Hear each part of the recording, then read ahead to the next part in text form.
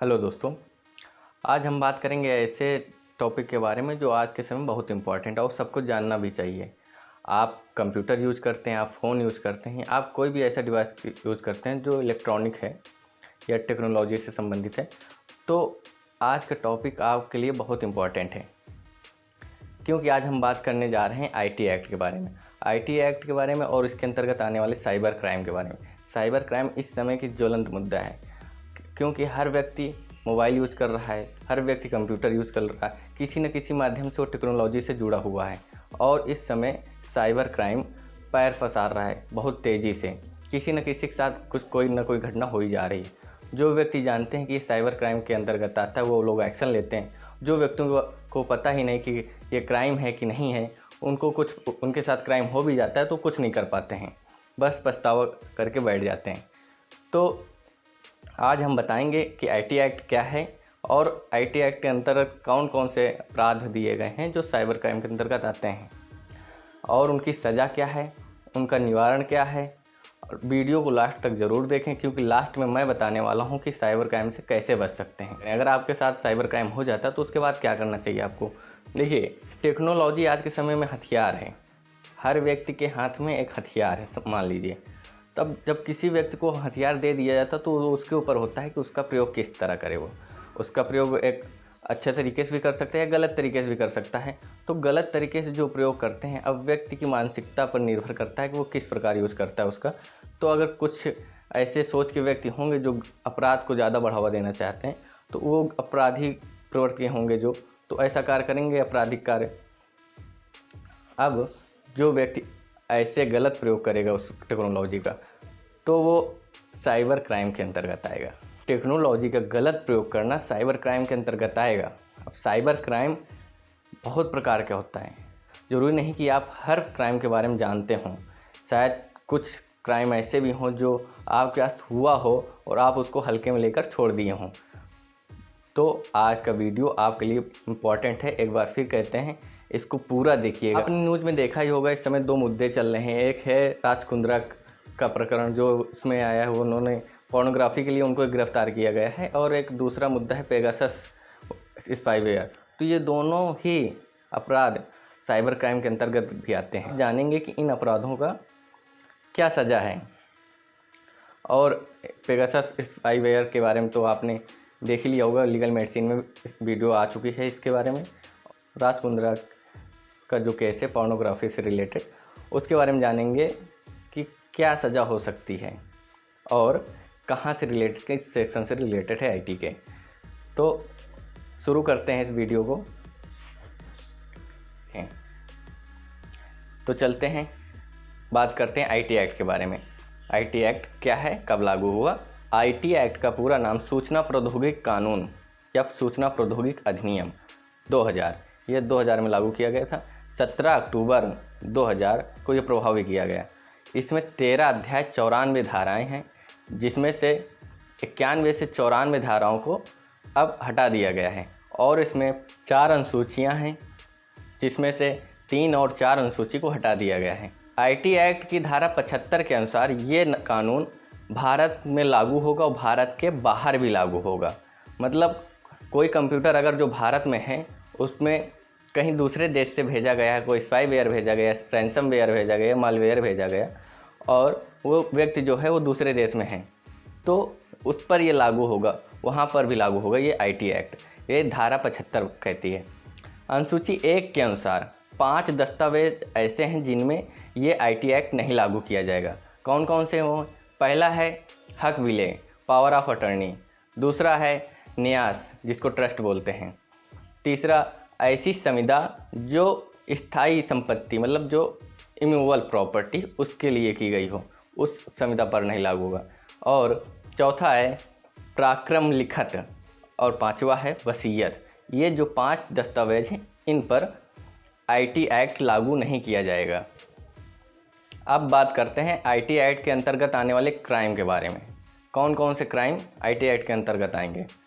तो अगर आपके पास कोई कंप्यूटर है या फ़ोन है, उसको कोई बिना इजाज़त, आपकी इजाज़त के बिना कोई यूज कर लेता है, तो ये भी एक अपराध है आईटी एक्ट के अंतर्गत। धारा 43 इसको अपराध घोषित करती है। आईटी एक्ट की धारा 66 के अनुसार यदि आपका कोई डिवाइस है और उसको कोई कपटपूर्वक मतलब बेईमानी पूर्वक उसका यूज करता है तो उसको 3 साल की सज़ा और 5 लाख रुपये तक का जुर्माना लग सकता है। अब आगे बात करते हैं प्रतिरूपण द्वारा छल। 66D आईटी एक्ट की धारा 66D में दिया गया है कि प्रतिरूपण द्वारा छल करना अपराध होगा। अब प्रतिरूपण द्वारा छल करना होता क्या है? आप अगर सोशल मीडिया में एक्टिव रहते हैं, फेसबुक, व्हाट्सएप वगैरह वगैरह जो भी चलाते हैं आप, तो उसमें आपको फ्रेंड रिक्वेस्ट आती हैं या कोई ऐसा मैसेज आता है जिसको आप नहीं जानते और वो किसी दूसरे नाम से आता है, होता कोई दूसरा है लेकिन आता दूसरे नाम से है। जैसे आप एक ले लीजिए, कोई आपको फ्रेंड रिक्वेस्ट भेजता है, नॉर्मल तौर पे एक नाम याद आता है कि एंजल प्रिया।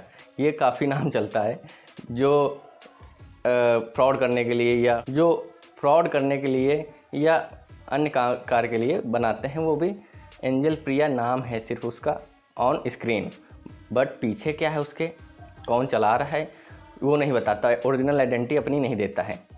तो अधिकतर लोग उसको एक्सेप्ट करते हैं और वो उसके जाल में फंसते चले जाते हैं। या कुछ वो मैसेज बोलता है करने के मैसेज करता है, आपको कुछ कहता है करवाने के लिए या पैसा वैसा की डिमांड करता है। तो आप अगर ऐसे व्यक्ति हैं जो लड़कियों की बात इनकार नहीं कर सकते तो मान भी जाते हैं, तो ऐसा अपराध प्रतिरूपण द्वारा छल, मतलब इसको अपनी आइडेंटिटी छुपाकर कोई अपराध करना, कोई डिमांड करना और अपनी आइडेंटिटी सबको नहीं बताना।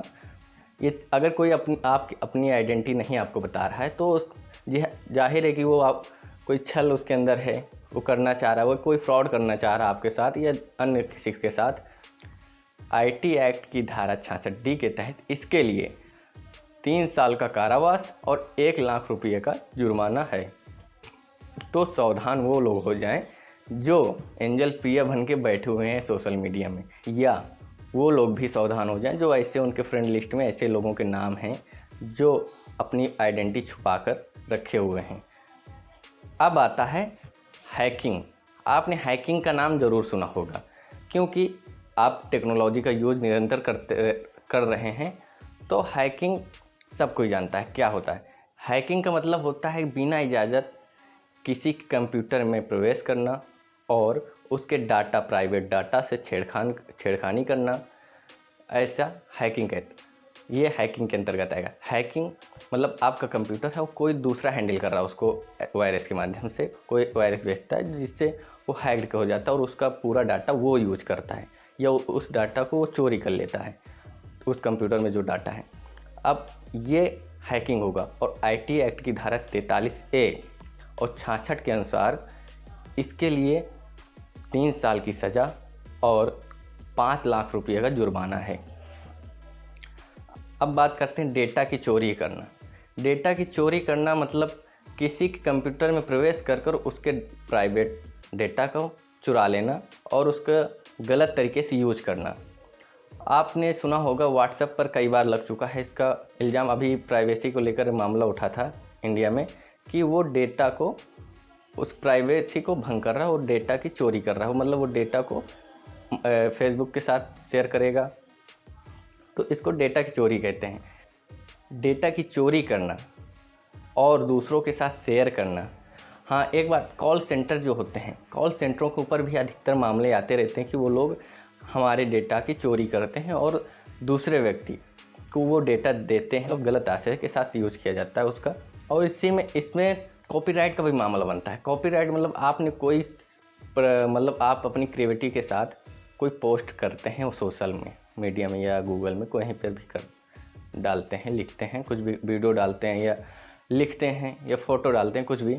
अब वो आपकी है, अब उसका यूज कोई अन्य कर रहा है तो यहाँ कॉपीराइट का भी मामला बन जाएगा। कॉपीराइट कानून के तहत भी इसमें मामला दर्ज होगा। हाँ, आईटी एक्ट की धारा 43B और 66E के तहत 3 साल की सज़ा और 2 लाख रुपये का जुर्माना लग सकता है।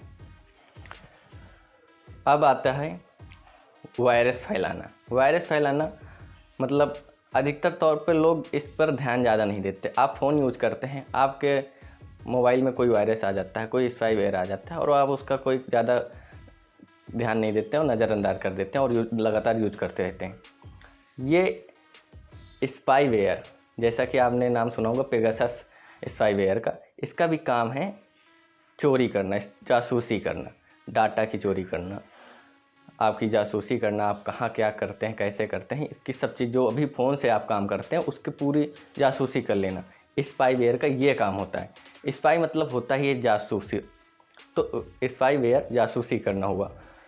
स्पाईवेयर आपके लॉगिंग आईडी, आप डाटा क्या रखें, आपके कॉन्टैक्ट लिस्ट, आपके एसडी कार्ड में जो भी होगा वो सारी चीज़ों की जानकारी ये चोरी कर लेगा, जासूसी कर लेगा। ये जासूसी कर लेगा, आपको पता भी नहीं चलेगा। अच्छा, ये काम कैसे करता है? आपने कभी गौर किया होगा या नहीं किया होगा तो आप करिएगा ज़रूर कि आप अगर कोई गूगल पे कोई प्रोडक्ट सर्च करते हैं, मान लीजिए कि अगर आप कोई मोबाइल नया देखना चाह रहे हैं और गूगल पे जाकर मोबाइल डाल के कोई सर्च किए कि न्यू मोबाइल दिखाया जाए अपडेटेड, तो गूगल आपको दिखाता है। ठीक, ये तो गूगल में जाकर आप एप्लीकेशन ओपन करेंगे, वहाँ पे सर्च करेंगे तब दिखाता है। आप बाहर आ गए गूगल से देखकर, अब अब एप्लीकेशन आप यूज़ करें, जैसे कि आप यूट्यूब यूज़ करने जा रहे हैं या फेसबुक यूज़ कर रहे हैं, तो कभी देखें कि आपको यूट्यूब के फ्रंट पेज में, होम पेज में आपको मोबाइल दिखेंगे, ऐड आएगा उस मोबाइल की कि ये मोबाइल अच्छा है, ये मोबाइल अच्छा है। और या फेसबुक ओपन करेंगे तो वहाँ पे मोबाइलों की ऐड आने लगेगी। ये क्यों होता है? यही काम है स्पाईवेयर का। मतलब वहाँ पे जब आपने सर्च किया तो आपकी जानकारी स्पाईवेयर ने चोरी की, जासूस की और ये इनके साथ शेयर किया, यूट्यूब और फेसबुक के साथ। तो यहाँ पे आपके साथ जासूसी हुई और ये लोगों ने ऐड करना चालू कर दिया। ये बिजनेस का बहुत बड़ा खेल है, ये एक तरीके का बिजनेस है और चल भी रहा है खुलेआम। आपने गौर नहीं किया, अब देखिएगा कभी, अभी अगर आप यूज कर रहे हैं तो सर्च करके देखिएगा और थोड़ी देर बाद देखिएगा यूट्यूब यूज करके, तो वहाँ पर वही प्रोडक्ट दिखाएगा जो आपने गूगल में थोड़ी देर पहले देखा होगा, लेकिन आप वहाँ यूट्यूब में सर्च नहीं किए होंगे। आपको ऐड आने शुरू हो जाएंगे कि आप यहाँ ख़रीदें, ये ख़रीदें। तो ये स्पाईवेयर का काम ये था। अब आईटी एक्ट की धारा 43C और 66 के तहत ऐसी जासूसी या ऐसा स्पाईवेयर फैलाने वाले व्यक्ति पर 3 साल की सज़ा और 2 लाख का जुर्माना लग सकता है। अब आइडेंटिटी थेफ्ट, आपकी पहचान की चोरी होना। आपके आधार कार्ड है, मोबाइल से लिंक है, सिम से लिंक है, और आपका डेबिट कार्ड, क्रेडिट कार्ड या अदरवाइज अन्य डॉक्यूमेंट जो आपकी आइडेंटिटी बताते हैं, ऐसे आइडेंटिटी को आप चोरी करके उनका गलत यूज़ करना, उस आइडेंटिटी का गलत यूज़ करना, या आपके डेबिट कार्ड हो गए उसके आइडेंटिटी को चोरी करके कोई शॉपिंग कर लेना, या क्रेडिट कार्ड से शॉपिंग कर लेना, या आधार कार्ड आप मोबाइल से लिंक करा हैं उसका दूसरे मोबाइल उसी आधार कार्ड से निकलवाना, मोबाइल नंबर मतलब निकलवाना, तो ये आइडेंटिटी की चोरी कहलाती है। और इसके आईटी एक्ट की धारा 43 और 66C के तहत 3 साल की सज़ा और 1 लाख रुपये का जुर्माना है। दिया गया आईटी एक्ट के अंतर्गत दिया गया सबसे गंभीर मामला आता है साइबर आतंकवाद का। ये सभी अपराधों में सबसे ज़्यादा इसकी सज़ा निर्धारित की गई है। अगर कोई भी किसी व्यक्ति की आइडेंटिटी चुराकर उसको देश के विरुद्ध यूज करना, मतलब देश की सुरक्षा के विरुद्ध यूज करना, या कोई भी ऐसा वायरस फैलाना जो देश की सुरक्षा को घात तक पहुंचाता हो या घात करता हो, तो ऐसे व्यक्ति आईटी एक्ट की धारा 66A के तहत आजीवन कारावास की सज़ा हो सकती है। मतलब सबसे ज़्यादा कारावास की सज़ा इस साइबर आतंकवाद में दी गई है। ऐसे पोस्ट या न्यूज़ से दूर रहें जो देश की सुरक्षा को लेकर सवाल उठाते हैं या देश की सुरक्षा को हानि पहुंचाते हैं। ये साइबर आतंकवाद के अंतर्गत ही आएगा। अब बात करते हैं फिशिंग। फिशिंग का मतलब होता है मछली पकड़ना। जैसा कि आप जानते हैं मछली कैसे पकड़ी जाती, कांटे के द्वारा। कांटे में चारा लगाया जाता है, नदी में फेंका जाता है उसको, और जब उसको मछली खाती है तो वो कांटा उसके मुंह में फंस जाता है और मछली जो पकड़ रहा होता है वो व्यक्ति डंडे से खींच लेता है उसके ऊपर। ऐसे मछली पकड़ ली गई। अब साइबर क्राइम के अंतर्गत फिशिंग होती है। फिशिंग कैसे? आपके मोबाइल में कोई ऐसा लिंक आता है, मैसेज आता है, ईमेल आता है, या पोस्ट के माध्यम से कोई ऐसा लिंक दिया गया है कि आपको लालच दी जा रही है कि आप इतना रुपये जीते हैं, या इस लिंक में जाइए आप इतना जीत जाएंगे, या आपको इतना इनाम मिला है। ऐसे कई तरीके के मैसेज आपके मोबाइल में आते होंगे, आपने देखा भी कई बार होगा। तो ये फ़िशिंग कहलाती है। अब आप उस लिंक को क्लिक करते हैं तो तुरंत आपके मोबाइल से डाटा की चोरी कर ली जाती है, या अदरवाइज़ वायरस भेज दिया जाता है, क्रैश कर दिया जाता है, कुछ भी किया जा सकता है उससे फ़िशिंग के माध्यम से। अब इसके लिए 3 आईटी एक्ट के तहत इसके लिए 3 साल की सज़ा और जुर्माना का प्रावधान किया गया है। तो आप फ़िशिंग से सावधान रहें। और अगर आपके भी मोबाइल में ऐसा कोई मैसेज, ईमेल या पोस्ट आती है जिसमें आपको दिया गया है कि इतने रुपये जीत रहे हैं या ये करें तो ये हो सकता है, आपका फ़ायदा हो सकता है, तो ऐसे भी लिंक को ओपन ना करें और उसको डिलीट कर दें। अब बात करते हैं अश्लील सामग्री को प्रकाशित करना।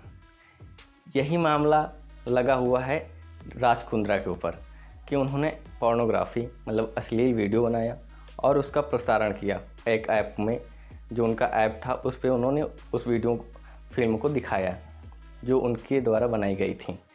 तो इसमें क्या है, आईटी एक्ट की धारा 67A के तहत अगर आप इस मामले में पहली बार पकड़े जाते हैं तो जुर्म की गंभीरता को देखते हुए आपके साथ 5 साल का कारावास और 10 लाख का जुर्माना लगाया जा सकता है। अब अगर दूसरी बार आप पकड़े जाते हैं तो 7 साल की जेल हो सकती है। तो राज कुंद्रा का मामला इसी के अंतर्गत आया है। और पोर्नोग्राफी इसे कहते हैं अश्लील सामग्री को प्रकाशित करना या बनाना। आईटी एक्ट की धारा 67B के तहत चाइल्ड पोर्नोग्राफी को परिभाषित किया गया है। इसके तहत बच्चों को अश्लील वीडियो में प्रयोग करना, मतलब बच्चों का अश्लील वीडियो बनाना और उनका प्रसारण करना, उनको इकट्ठा करना या उनको खोजना, उनका बांटना, उनको साझा करना, ये सब अपराध है। बच्चों के अश्लील वीडियो कानून इस मामले में बहुत ही सख्त है और ऐसे में अगर आप पकड़े जाते हैं तो पहली बार आपको 5 साल की सज़ा हो सकती है और 10 लाख का जुर्माना लग सकता है, और दूसरी बार पकड़े जाने पर आपको 7 साल का कारावास हो सकता है। अब बात करते हैं तंग करने पर। अक्सर सोशल मीडिया पर महिलाओं के साथ ये घटना ज़्यादा होती है तंग करने वाली। वो उनके मैसेंजर पर या उनको डायरेक्टली कोई कॉल कर उनको तंग करता है, मतलब कि उनको परेशान करता है, अभद्र मैसेज भेजता है, अश्लील मैसेज भेजता है या कुछ भी। उनको वो नहीं चाहते हैं या नहीं चाह रही हैं कि हमको कोई मैसेज करे, वो मैसेज करे जो व्यक्ति लगातार मैसेज भेज रहा है। तो ज़बरदस्ती मैसेज भेजना, कोई रिप्लाई न मिले जब तभी भी मैसेज लगातार भेजते रहना, इसको तंग करना कहते हैं। और इसलिए 66A के तहत अपराध है। इसमें 3 साल की सज़ा आपको हो सकती है। तो अगर आप भी किसी को तंग कर रहे हैं या आप किसी से तंग हो रहे हैं तो इसकी शिकायत करें, और अगर कर रहे हैं तो बंद कर दें, क्योंकि ये क्राइम है। तो आईटी एक्ट के अंतर्गत ये सब अपराध थे। अब ये तो बात कर लिया हम लोगों ने अपराध की। अब अपराध से बचा कैसे जाए। अब भाई अपराध जान गए, अब अपराध ना हो हमारे साथ, इसका भी कोई उपाय होना चाहिए ना। तो हम बताने जा रहे हैं ऐसे कुछ स्टेप हैं जो आप अगर करेंगे तो इन अपराधों से बच सकते हैं। पहला ये है कि आप हमेशा अपने फ़ोन या कंप्यूटर का बैकअप लेते रहें, रेगुलर बैकअप। दूसरा, हमेशा स्ट्रॉन्ग पासवर्ड यूज़ करें। कहीं भी आप लॉगिन करते हैं या अकाउंट क्रिएट करते हैं सोशल मीडिया पर, तो स्ट्रॉन्ग पासवर्ड का अधिकतर तौर पे आप चिन्हों का यूज करें। चिन्ह जैसे प्लस हो गया, प्लस हो गया, डॉट हो गया, स्टार हो गया, हैज हो गया, ये सब इन सब का यूज करके पासवर्ड बनाएं, क्योंकि ये स्ट्रॉन्ग पासवर्ड के अंतर्गत है। स्ट्रॉन्ग पासवर्ड रहेगा तो कोई भी उसको ब्रेक नहीं कर पाएगा जल्दी। अब कितना भी स्ट्रॉन्ग पासवर्ड हो, उसको एक समय के बाद चेंज करते रहें, क्योंकि भाई टेक्नोलॉजी बहुत ही स्मार्ट है। एक समय बाद कोई ना कोई वो भी उपाय निकाल ही लेंगे उसको तोड़ने के लिए। तो इसलिए चेंज करते रहें, रेगुलर नहीं तो कुछ समय बाद उसको चेंज करते रहें, हफ्ते 10 दिन 15 दिन या महीने बाद भी उस पासवर्ड को चेंज करते रहें। और कोई भी जानकारी, पर्सनल जानकारी जैसे बैंक से रिलेटेड कोई जानकारी है या अदर कोई अन्य आपके आइडेंटिटी से रिलेटेड कोई जानकारी, फ़ोन पर मत रखें उसको, क्योंकि अगर आपके फ़ोन की जासूसी या आपका डाटा चोरी होता है तो वो चोरी होने से बच सके। और आप अपना पासवर्ड कभी भी कहीं लीक कर ना रखें फ़ोन पर। आप गूगल का यूज़ करते हैं तो ऐसी कोई भी साइट का यूज ना करें जो HTTPS से सिक्योर्ड ना हो। क्योंकि ऐसी साइट आपको हार्म पहुंचा सकती हैं, आपका डाटा चोरी कर सकती हैं, आपका स्पाई कर सकती हैं, आपको रैंसम कॉल कर सकती हैं। रैंसमवेयर भी एक वायरस होता है, इसका काम होता है फिरौती मांगना। मतलब आपका कोई डाटा चोरी करके वो आपको कोई मैसेज करेंगे, ईमेल करेंगे कि हमको इतना दो, नहीं तो ये लीक कर देंगे। ये रैंसमवेयर का कार्य होता है। अब ऐसी कोई भी साइट ओपन ना करें जो HTTPS URL से सिक्योर्ड ना हो, क्योंकि ऐसी साइट आपके लिए बहुत ही हार्मफुल हो सकती है। आप अपने डिवाइस, कंप्यूटर या मोबाइल को रेगुलरली अपडेट करते रहें। रेगुलर मतलब जब उसका अपडेट आए तब उसको अपडेट कर लें, क्योंकि नए वायरस आ रहे हैं, तो नए एंटीवायरस भी कंपनी बनाती रहती है, तो उसको आप अपडेट करते रहेंगे तो वो उनसे लड़ने के लिए सक्षम होता रहेगा और आपको ऐसे साइबर क्राइम से बचाने में मदद कर सकता है। तो ये थे उपाय, आप कैसे बच सकते हैं। ये आप जितना भी जागरूक रहेंगे, जितना जागरूक रहेंगे उतना बच पाएंगे। आप अगर सिर्फ फ़ोन आंख बंद करके चलाते हैं तो आपके साथ कभी भी साइबर क्राइम हो सकता है। हो सकता है कि आपके साथ हो भी चुका हो और आपको नॉलेज ना हो। तो अगर आपके साथ क्राइम ऐसा हो गया है तो उसकी रिपोर्ट कहाँ करें। अगर आपके साथ साइबर क्राइम हुआ है तो आप cybercrime.gov.in पर जाकर रिपोर्ट करा सकते हैं। और ये अगर आप जागरूक रहेंगे तो ये क्राइम को रोका जा सकता है। कुछ लोग होते हैं कि वो नज़रअंदाज कर देते हैं ऐसे क्राइम को, तो नज़रअंदाज ना करें। और अगर थोड़ी सी भी कोई आपके फ़ोन से छेड़खानी हुई है तो उसकी रिपोर्ट वहाँ करें। इससे उन पर लगाम लगेगी जो ऐसा कार्य करते हैं, ऐसा काम करते हैं, जो साइबर क्राइम को बढ़ावा दे रहे हैं। तो हाँ, एक बात और, ये वीडियो शेयर ज़रूर करें, क्योंकि ये ऐसा नॉलेज है जो आज के समय में सबको जानना चाहिए। आप जानते हैं तो अच्छी बात है, नहीं जानते हैं तो जानिए और दूसरों को जानने का मौका दीजिए। शेयर करेंगे अपने दोस्तों के साथ या आपके रिलेटिव के साथ शेयर कर सकते हैं, वो भी जाने, क्योंकि हर कोई आज के समय में मोबाइल यूज़ कर रहा है और हर व्यक्ति को जानना ज़रूरी है। साइबर क्राइम को तभी रोका जा सकता है जब आप उसके विषय में जानेंगे। भाई जानेंगे ही नहीं क्या साइबर क्राइम होता है तो कैसे रोकेंगे उसको। मैं हूँ आशीष राजपूत, मिलते हैं अगले वीडियो में। जागरूक रहें, सुरक्षित रहें। धन्यवाद।